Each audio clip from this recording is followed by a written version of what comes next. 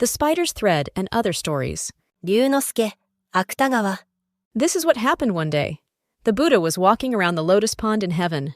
The lotus flowers in the pond were mostly pure white. The flowers is golden, which is center of lake, and the sweet smell drifted around there. It seems that paradise is just in the morning. After a short while, the Buddha stood at the edge of the pond and took a look at the state below through the lotus leaves that covered the surface of the water. The bottom of the lotus pond in paradise is just below the bottom of hell. The water is crystal clear, and the view of the river of hell and the Needle Mountain is as clear as if seen through a magnifying glass. The Buddha saw a man named Kandata, who was suffering with other evil people. Kandata was a very evil man who committed various crimes, such as killing people and setting fire to houses. However, he once did a good thing. When he was walking in the forest one day, he saw a small spider walking on the side of the road. Kandata immediately raised his foot and tried to tread it to death. Then he suddenly reconsidered. No, even though it is tiny, it is a living thing. To take its life for no reason would be too cruel. He eventually saved the spider without killing it. While looking at the state of hell, the Buddha recalled that Kandata had saved a spider. Then, in reward for doing such a good thing, the Buddha decided to rescue Kandata out from hell. Fortunately, the Buddha found that a paradise spider was hanging a beautiful thread on a nearby lotus leaf. The Buddha softly picked up the spider's thread and dropped it through the white lotus flowers to the bottom of hell far below. Here is Kandata, who is floating and sinking in a blood pond at the bottom of hell with other evil people. No matter where he looks, it is pitch dark, and when it looks like there is something that sometimes dimly emerges from the darkness, that is the gleam of the needles of the terrifying mountain of needles. On top of that, the place is filled with profound silence as inside of graves, and the only thing that can be heard from time to time is the faint sigh of evil people.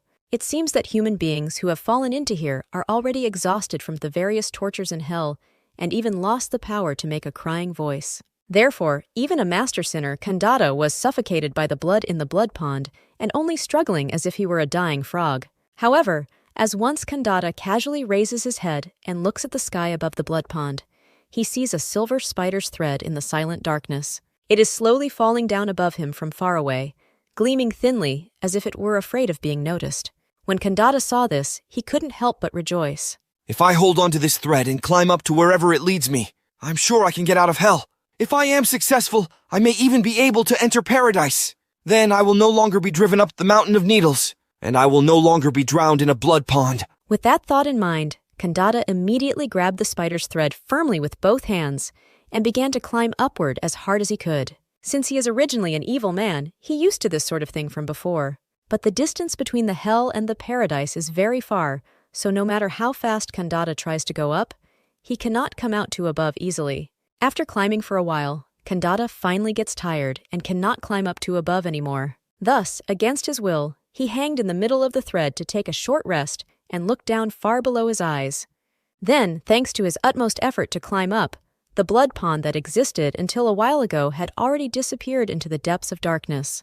Besides, the terrifying mountain of needles became small very much on his eyes. He thought that he might be able to get out of hell if he climbed up at this pace.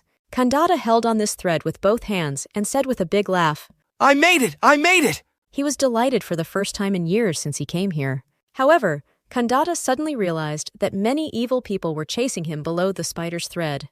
It's like a line of marching ants, climbing relentlessly higher and higher. Kandata watched that and was surprised for a while. This thin spider's thread cannot withstand the weight of a large number of people. If it breaks halfway, he will fall back into the same old hell. It's a big trouble for him. Even in this situation, more and more evil people are crawling up relentlessly from the dark bottom of the pond of blood and climbing up the glittering, thin spider's thread in a line. If something is not done right now, the spider's thread must be broken in the middle. So Kandata yelled out loud, Hey villains, this spider's thread is mine! Who gave you permission to climb it up? Get down, get down! At that moment, the spider's thread, which had been no problem until then, suddenly snapped from where Kandata was hanging. So it was an irresistible force for Kandata, who spun around and around, while instantly falling upside down into the depths of darkness.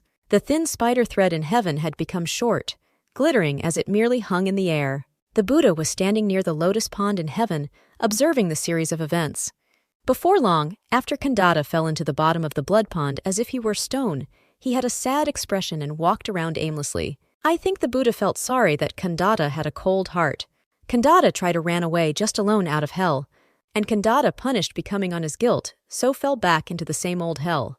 However, the lotus flowers in the lotus pond in heaven aren't sensitive to such things. White flowers, akin to pearls, encircle the Buddha's feet, swaying gently. It spreads indescribable fragrance constantly, speechlessly, conveying very nice smell around them. It's about midday. Thanks for watching.